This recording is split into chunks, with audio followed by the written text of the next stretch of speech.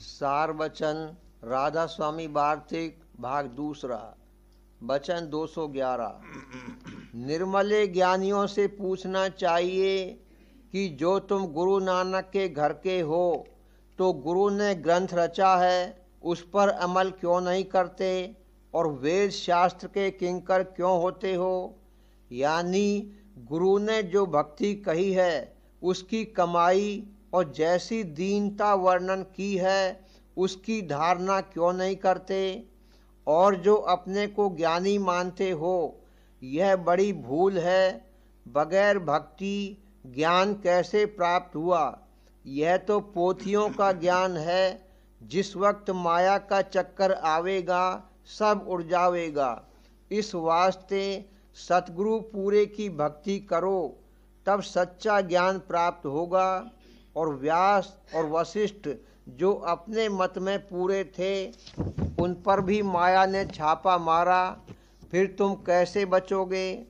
माया से केवल संत बचे हैं या वह जो उनकी शरण में आया, और कोई हरगिज नहीं बचेगा।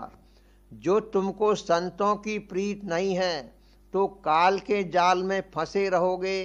और जो नरदेही सुफल करना चाहते हो तो विद्या और बुद्धि का अहंकार छोड़कर संत सद्गुरु के आगे दीनता करो। वह समर्थ हैं माया और काल दोनों से बचाकर निज स्थान को पहुंचा देंगे। आगे तुमको इख्तियार है, चाहे इस वचन को मानो या न मानो, तुम्हारे भले के वास्ते कहा गया है। वचन 212। कलयुग में बादशाह संत हैं जो जीव उनके हुक्म में चलेंगे। यानी जो कर्म और उपासना संतों ने इस कलयुग के वास्ते कही है उसको करेंगे, वह खुश रहेंगे और उनका उद्धार होगा। और जो इस हुक्म के बरखिलाफ अमल करेंगे, यानी पिछले युगों के कर्म और उपासना और ज्ञान जो शास्त्र और पुराणों में लिखा है करेंगे, तो उनसे वह कर्म विधि पूर्वक नहीं बन सकेंगे और उल्टा अहंकार बढ़ेगा। क्योंकि पुराने जो कानून हैं वह सब रद्द और खारिज हुए। अब जो कोई उनकी टेक रखेगा और उन पर चलेगा उसका काम हरगिज नहीं बनेगा और 84 से नहीं बचेगा। इस वास्ते सब जीवों को चाहिए कि संतों का हुक्म माने। और संतों ने यह कर्म और उपासना मुकर्रर की है कि सतगुरु का सत्संग और सेवा और दर्शन और उनकी वाणी का पाठ और श्रवण और उनके नाम का सुमिरन यह कर्म है। और सतगुरु के स्वरूप में प्रीत और उनका ध्यान और अंतर में उनके शब्द का सुरत से श्रवण यह उपासना है। वचन 213। ब्राह्मण और क्षत्रिय ने अपना कर्म और धर्म तो छोड़ दिया पर अहंकार नहीं छोड़ा। पिछले युगों के जो कर्म करते हैं वह विधि पूर्वक नहीं बनते और उनके आचार्यों ने जो कलयुग के वास्ते कर्म कहे हैं वह नहीं करते हैं। इस सबब से अभागी रहते हैं और लाचार हैं कि इस वक्त में परमार्थ जीविका के अधीन है और पिछले वक्त में परमार्थ के अधीन जीविका थी। पर अब कलयुग में जो संत प्रकट हुए हैं उन्होंने वह जुगत निकाली है कि जो उसकी कमाई करे तो सच्चा ब्राह्मण बन जावे और क्षत्रिय सच्चा हो जावे। पर यह लोग अहंकार करके संतों के वचन की प्रतीत नहीं करते हैं बल्कि निंदा करते हैं। सबब इसका यह है कि यह लोग संसार से निकलना नहीं चाहते, क्योंकि नरक का कीड़ा नरक में खुश रहता है। इस वास्ते संसारियों को संतों का वचन बुरा लगता है और संत तो उनके भले की बात बताते हैं। वचन 214। मालिक जीव के पास है और यह मूर्ख जीव उसको बाहर ढूंढता फिरता है। यानी काशी और प्रयाग वाले अयोध्या और वृंदावन और हरिद्वार और बद्रीनाथ में और अयोध्या और वृंदावन के वासी प्रयाग में भ्रमते फिरते हैं। यह भ्रमना सिवाय सतगुरु पूरे के और कोई नहीं छुड़ा सकता है। इस वास्ते सतगुरु का खोज करना चाहिए। और पंडित और भेख आप ही भरम रहे हैं और औरों को भी भरमाते हैं। वचन 215। नरदेही छिन्न भंगी है, इसके जोबन पर क्या गरूर करना। जैसे पतझड़ के मौसम में दरख्तों के पत्ते झड़ जाते हैं, ऐसे ही यह जोबन भी थोड़े अरसे में जाता रहेगा। इस वास्ते मुनासिब है कि इसको मुफ्त ना खोवे और अपने प्यारे मालिक का पता लगाकर उसकी सेवा और टहल में लगे। और मालूम होवे कि माता पिता पुत्र और स्त्री और यार दोस्त और बिरादरी और धन, इनमें कोई सच्चा प्यारा नहीं है, बल्कि यह सब दुख के दाता हैं। पर संसारी जीव इनको सुखरूप मानते हैं, सो वह अभागी हैं। और बड़भागी वही हैं जो सतगुरु पूरे की प्रीत और प्रतीत करते हैं और उनकी सेवा में अपना तन मन धन लगाते हैं। इस जवानी में जिसने सतगुरु का खोज कर लिया वही अक्लमंद है, और जो गाफिल रहा उसको पछताना पड़ेगा। वचन 216। संतों का और पंडितों का मेल न हुआ और न हो सकता है, क्योंकि वह जीवों को बाहर भटकाते हैं और संत अंतर में धसाते हैं। पंडित पत्थर पानी में लगाकर जीव को बेधर्म करते हैं और कोई कोई वर्णात्मक नाम बताते हैं, सो उसका भेद नहीं दे सकते। और संत ध्वन्यात्मक नाम बताते हैं और उसका भेद स्वरूप लीला और धाम विधि पूर्वक समझाते हैं। अगर जीव संतों का वचन माने तो उसका कारज बन जावे, और नहीं तो जन्म जन्म भटकता रहेगा। वचन 217। धर्म इस जीव का यह है कि पिता की सेवा करना, सो पिता इसका सत्य नाम सत्य पुरुष है, और यह उसकी अंश है, सो इसको मिलता नहीं। फिर यह सेवा कैसे करे। अब समझना चाहिए कि संत सत्य पुरुष का अवतार हैं, उनकी सेवा करना सत्य पुरुष की सेवा है। पिछले 3 युगों में वे प्रकट नहीं हुए, अब कलयुग में केवल जीवों के उबार के लिए अवतार धरा है, और कुछ मतलब उनका संसार में आने से नहीं है। जो जीव संस्कारी हैं वह दर्शन करते और वचन सुनते ही उनके चरणों में लग जाते हैं, और बहुतेरों के संस्कार पड़ जाता है, और 84 का चक्कर उनका भी रफ्ता रफ्ता बच जावेगा, क्योंकि सिवाय संत के और कोई 84 से नहीं बचा सकता, और न जीव को उसके निज देश में पहुंचा सकता है। वचन 218। जिनको नाम की प्रतीत नहीं है और बाहर की रहनी अपनी भली प्रकार दुरुस्त रखते हैं और अंतर में भी कुछ सफाई कर रहे हैं, तो चाहे जितना जब तक संयम और अभ्यास करें उनको पूरा फल प्राप्त नहीं होगा।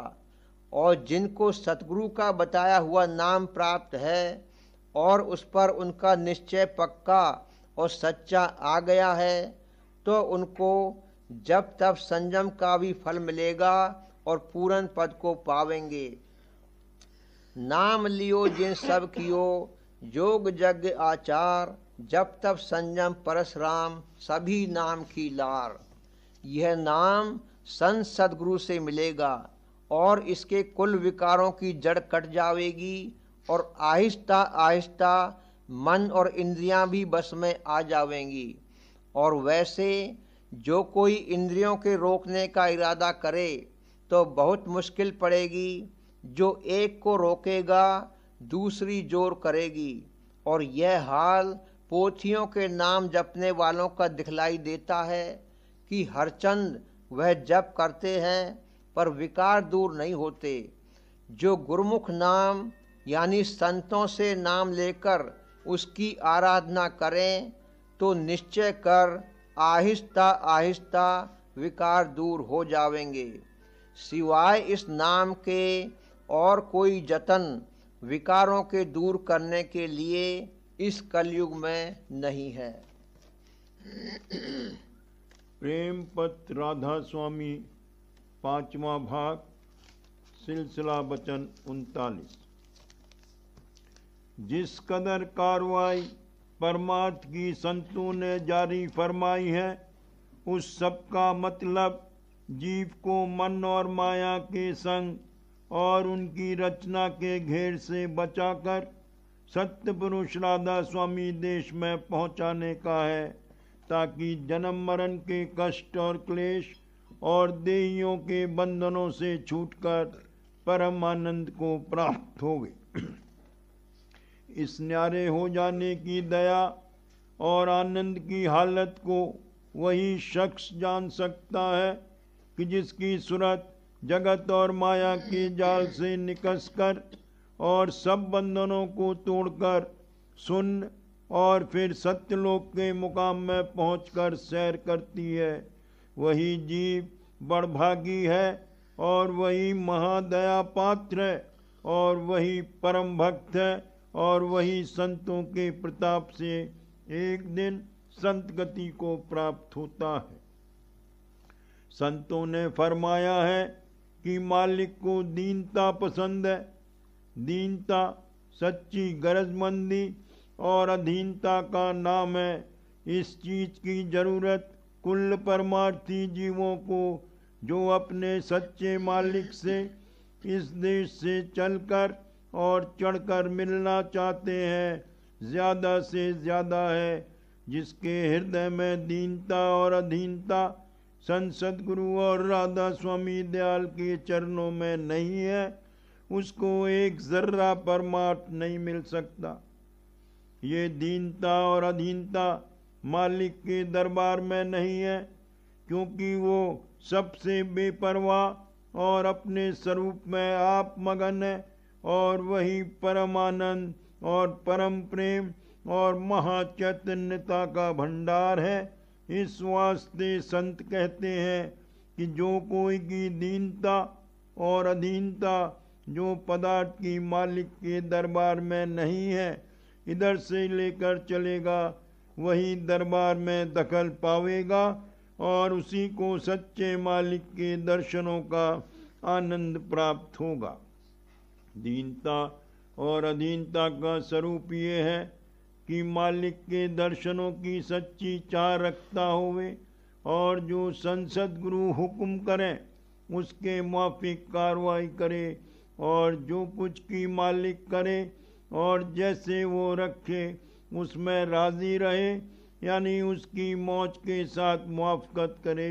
ये बात सच्चे और पूरे परमार्थी से ही बनावेगी। संत फरमाते हैं कि सच्चे मालिक को प्रेम प्यारा है। जो कोई प्रेम अंग लेकर सेवा, सत्संग और अभ्यास अंतर और बाहर करेगा, उस पर मालिक की मेहर और दया जरूर आवेगी और काम भी उसका सुखाला बनता जावेगा और मन और माया भी उस पर अपना जोर कम चलावेंगे। प्रेम की महिमा बहुत भारी है। जितने विकार हैं वे सब प्रेम से बहुत जल्द दूर हो जाते हैं और सत्संग में प्रेमी शख्स बहुत जल्द रल मिल जाता है और संसद गुरु की दया और राधा स्वामी दयाल की मेहर जल्द हासिल करता है कि जिससे कुल काम उसका आसानी के साथ बनता चला जाता है। कुल मालिक राधा स्वामी दयाल प्रेम का भंडार है और कुल जीव प्रेम स्वरूप है और प्रेम से ही कुल रचना प्रकट हुई और प्रेम के ही आश्रय ठहरी हुई है। जीवों को भी मोहब्बत करने वाला प्यारा लगता है और मोहब्बत ही के वसीले से सब काम कर रहे हैं। इस वास्ते कुल मालिक को भी प्रेम प्यारा है, और जो कोई प्रेम अंग लेकर उसकी तरफ चलता है वो दया और मेहर से जल्द और आसानी के साथ मंजिल पर पहुंच जाता है, और रास्ते के विघ्न आहिस्ते आहिस्ते सब दूर हो जाते हैं। इस वास्ते सच्चे परमार्थी को चाहिए कि मालिक के चरणों में प्रीत और प्रतीत बढ़ाता रहे। जो प्रीत की बिना प्रतीत के है उसका एतबार नहीं हो सकता, लेकिन जो प्रतीत सहित है वो दिन दिन सत्संग और अभ्यास करके बढ़ती जावेगी और एक दिन प्रीतम से मिलाकर छोड़ेगी। सच्चे प्रेम के संग हमेशा कुल मालिक और संसद गुरु की दया शामिल रहती है, और प्रेमी को हर काम में गुप्त और प्रकट मदद देती है, चाहे उसको मालूम पड़े या नहीं, और चाहे वक्त पर उसकी समझ में आवे या नहीं, लेकिन रफ्ते रफ्ते सब कामों की मसलहत और फायदा सच्चे प्रेमी पर खुलता जावेगा, और अपने प्रीतम की मेहर और दया की प्रतीत बढ़ती जावेगी।